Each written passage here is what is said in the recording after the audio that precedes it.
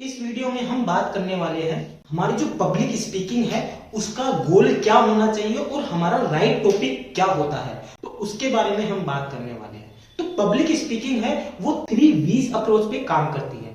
पहला वी हो गया वोकल, दूसरा वी हो गया विजुअल और तीसरा वी हो गया वर्बल। तो अभी हम बात कर रहे हैं वर्बल में। तो वर्बल के अंदर क्या आता है? वर्बल के अंदर आता है हमारे वर्ड्स, हमारी जो कम्युनिकेशन स्किल्स है वो, हमारा जो कंटेंट है वो, और तीसरा चौथा आ गया एंगेजमेंट हमारी आती है वो। तो अब हमारा पब्लिक स्पीकिंग का जो गोल होना चाहिए वो क्या होना चाहिए उसके बारे में हम बात करते हैं। तो पहला जो हमारा गोल होता है वो एक होता है हमारा जो जनरल पर्पज क्या है हमारे स्पीच का, वो हमें पता होना चाहिए। जनरल पर्पज यानी आप अपनी यूथ को या किसी को मोटिवेशन देना चाहते हैं, या फिर अपने ऑडियंस को कुछ इंफॉर्मेशन देना चाहते हैं, या फिर आप इंटरटेनमेंट करना चाहते हैं। आप जो स्पीच या प्रेजेंटेशन दे रहे हैं वो किस पर्पज से दे रहे हैं वो पर्पज आपको पता होना चाहिए। और जिस स्पीच या प्रेजेंटेशन को आप कर रहे हैं वो आपका उस पर्पज से रिलेटेड ही होना चाहिए, उसी पर्पज के अंदर आना चाहिए। आपको कुछ इररिलेवेंट नहीं बोलना है। मान लीजिए आपकी कोई बिजनेस ऑफिस है, उसके अंदर आपकी मीटिंग है और वहां पर आप इंटरटेनमेंट कर रहे हैं, तो ऐसे तो अच्छा नहीं होगा ना। तो वहां पे आप सभी आपको क्या समझेंगे? तो वो एक इररिलेवेंट टॉपिक हो गया। यदि आप किसी बिजनेस के रिगार्डिंग बात कर रहे हैं तो उसमें उसी के रिगार्डिंग बात होनी चाहिए। दूसरा अपना हो गया स्पेसिफिक पर्पज क्या होना चाहिए अपनी स्पीच का। हम क्या मैसेज देना चाहते हैं अपनी ऑडियंस को, या जहां पर हम स्पीच या प्रेजेंटेशन दे रहे हैं वहां पर हमारा क्या पर्पज होना चाहिए। तीसरा है हमारा जो राइट टॉपिक है। अब दोनों को डिसाइड करके हमारा जो राइट टॉपिक है वो हम कैसे डिसाइड कर सकते हैं उसका हमें पता होना चाहिए, ताकि ऑडियंस हमारे साथ ज्यादा से ज्यादा एंगेजमेंट कर सके और हम उनको ज्यादा से ज्यादा इन्फ्लुएंस करके कन्वर्जन लेके आ सके। तो अब बात करते हैं हम राइट टॉपिक हम कैसे डिसाइड करते हैं। उसके लिए हमारे पास में 6 स्टेप है। पहला है आपका identify nature and purpose of event, यानी जहां पर आप स्पीच या प्रेजेंटेशन दे रहे हैं वहां पर आपका क्या पर्पज है और वो आप जो इवेंट कर रहे हैं वो किस चीज का इवेंट है, इसके बारे में आपको पता होना चाहिए।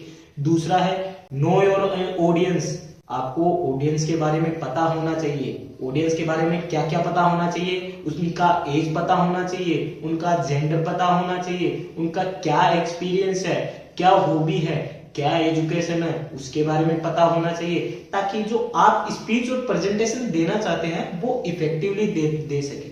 जैसे मान लीजिए आप जो स्पीच दे रहे हैं वो किसी बुजुर्गों को दे रहे हैं और वहां पर आप उनको टेक्नोलॉजी की बात बता रहे हैं, तो क्या वो समझ पाएंगे? नहीं ना। तो अपने को अपनी ऑडियंस को भी पता होना चाहिए आपको, तो ताकि आपकी जो स्पीच है वो अच्छी और इफेक्टिवली काम करे और उनको समझ में आ सके। क्योंकि हमारा जो उद्देश्य है उनको समझाना ही है, पर्पज हमारा वही है कि उनको समझा पाए, उनको इन्फ्लुएंस कर पाए।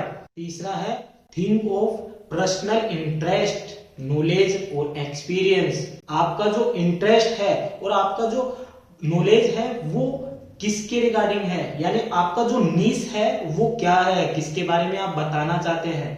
यानी आपका जिस चीज के बारे में इंटरेस्ट है आप उसकी ज्यादा से ज्यादा रिसर्च करेंगे और आपको उसी का एक्सपीरियंस होगा।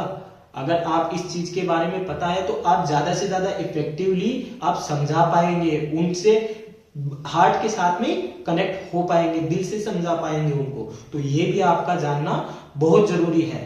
चौथा है identify any relevant latest news, यानी आप जो स्पीच और प्रेजेंटेशन दे रहे हैं पहली बात तो वो उसी से रिलेवेंट होनी चाहिए, और उसमें अगर कोई भी अपडेट है यानी कोई भी अपडेट आया है तो उसके बारे में आप बता रहे हैं, इन्फॉर्म कर रहे हैं ऑडियंस को।